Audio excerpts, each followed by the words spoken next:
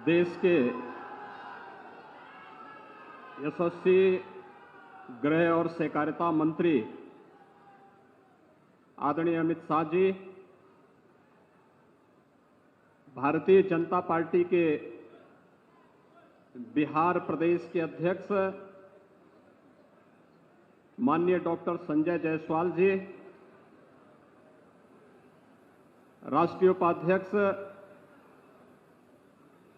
माननीय श्री राधा मोहन सिंह जी,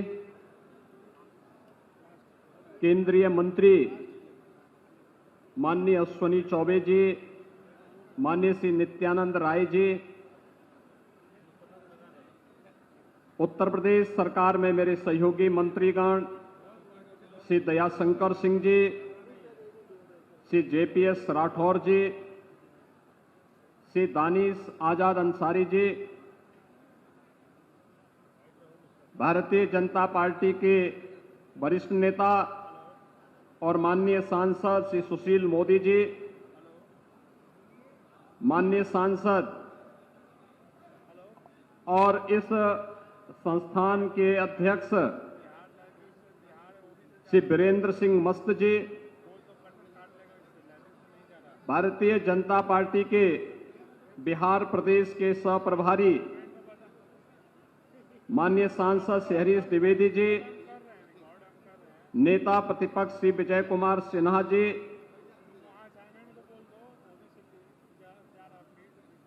सम्राट चौधरी जी, माननीय सांसद नीरज शेखर जी,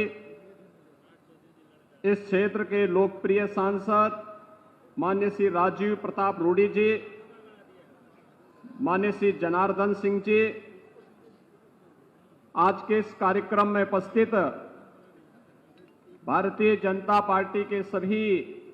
माननीय जनप्रतिनिधिगण और उत्तर प्रदेश और बिहार से यहां पर भारी संख्या में उपस्थित सभी भाइयों बहनों, आज लोकनायक जयप्रकाश जी की पावन जयंती है। संपूर्ण क्रांति का नारा देकर के भारत के लोकतंत्र को उनके नेतृत्व में बचाने के लिए जो कार्यक्रम प्रारंभ हुआ था, मैं इस महान स्वतंत्रता संग्राम सेनानी लोकनायक जयप्रकाश जी को उनकी पावन जयंती के अवसर पर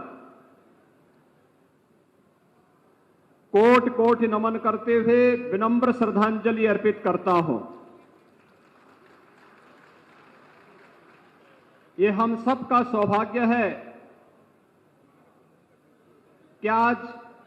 लोकनायक जयप्रकाश जी की पावन जयंती के अवसर पर उनकी जन्मभूमि में बने इस स्मारक पर उनकी इस दिव्य और भव्य प्रतिमा का लोकार्पण, अनावरण का कार्यक्रम भारत के यशस्वी गृह और सहकारिता मंत्री माननीय श्री अमित शाह जी ने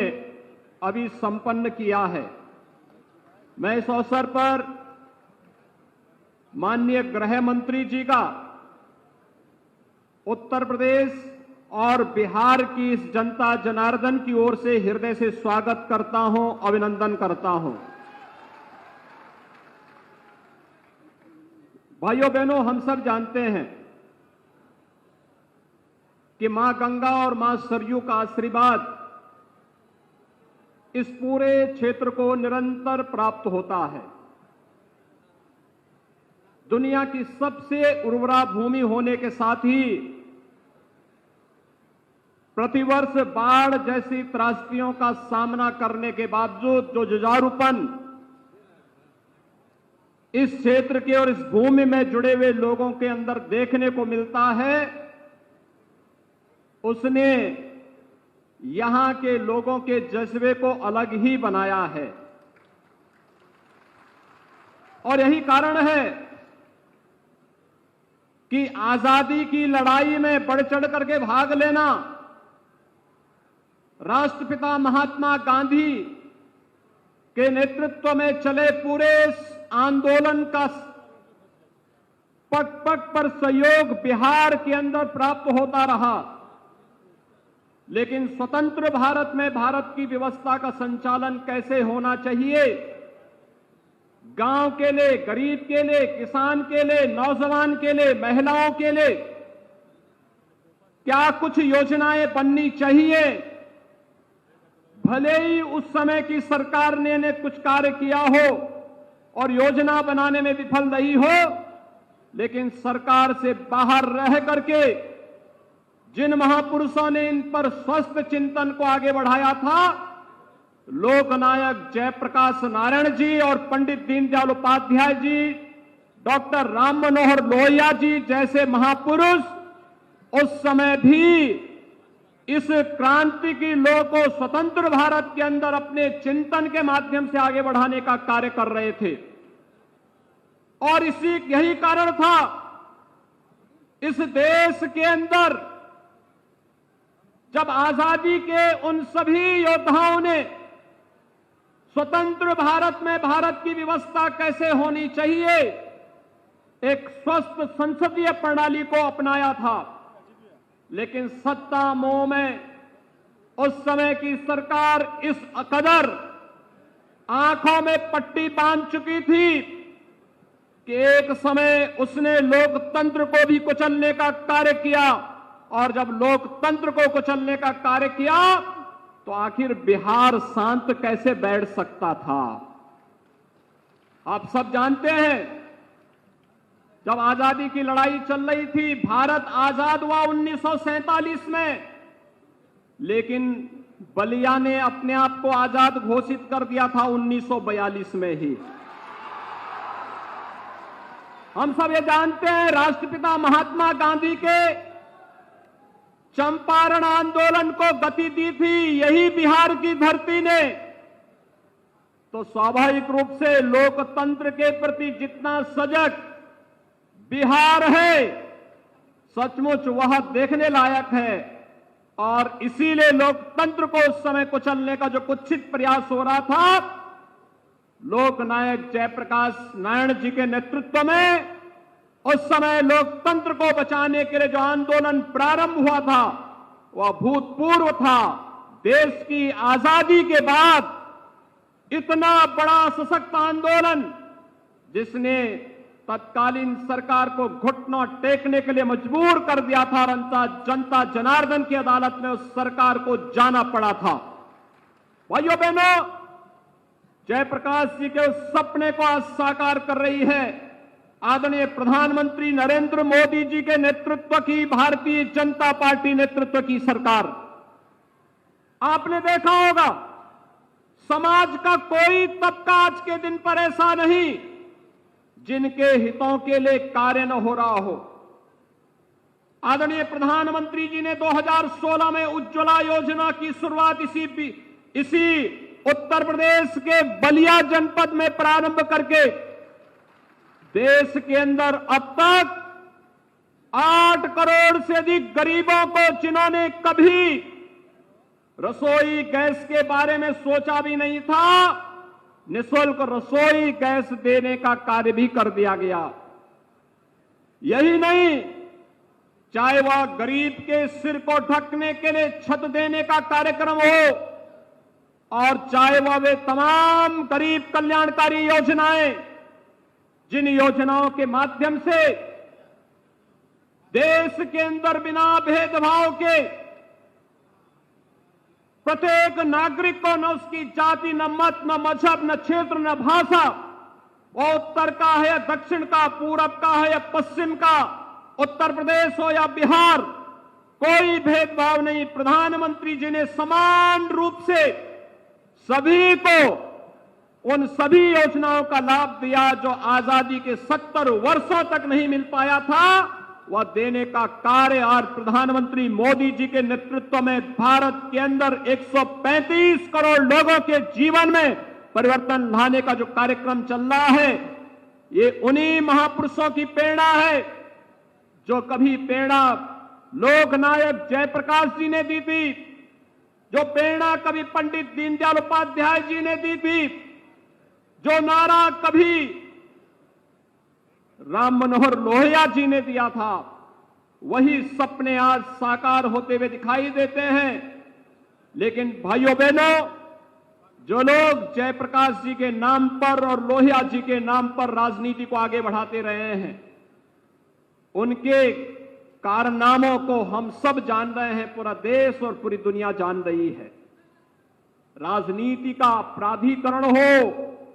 इसके वे धुर विरोधी थे, लेकिन राजनीति का प्राधिकरण बिहार के विकास को बाधित कर रहा है। आज आप देख रहे होंगे,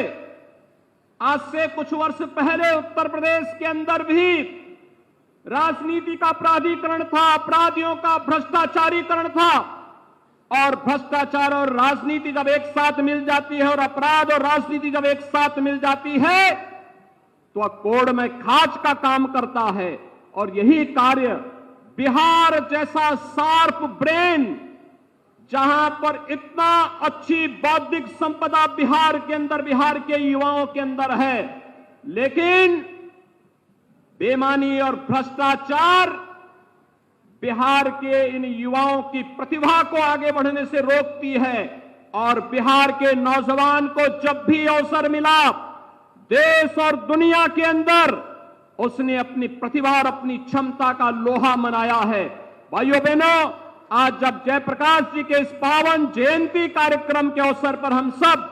उनकी पावन जन्मभूमि पर यहां पर उपस्थित हुए हैं, यहां पर इस गांव के बाद की भूमि जनपद बलिया की भूमि आती है। और हम लोगों ने पहले से तय किया है, मैं तो बिहार सरकार से पहले से ही कहता रहा हूं कि हमें बाढ़ की समस्या के समाधान करने के लिए नदी के ड्रेजिंग के कार्यक्रम को आगे बढ़ाना चाहिए। यह हमें जल यातायात की सुविधा के साथ भी जोड़ेगा और हर वर्ष आने वाली बाढ़ की समस्या का समाधान भी करेगा। उत्तर प्रदेश के अंदर 2017 के पहले 38 जनपद ऐसे थे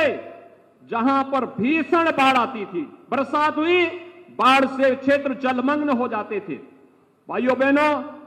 आज केवल 3 से 4 जनपद हैं जहां बाढ़ आ पाती है, और वह भी अगले 1-2 वर्ष के अंदर हम उसे भी बाढ़ से सदैव के लिए मुक्त करने के कार्यक्रम के साथ आगे बढ़ रहे हैं। और आज मैं आपको यही आश्वस्त करने के लिए आया हूं कि वह कार्रवाई नदियों को चैनलाइज करना, जल यातायात को खोल करके उसे आवागमन के लिए भी बनाना, और साथ साथ बाढ़ से होने वाली जनधन की हानि को सर्वथा रोकने के कार्यक्रम को आगे बढ़ाना, ये सभी कार्यक्रम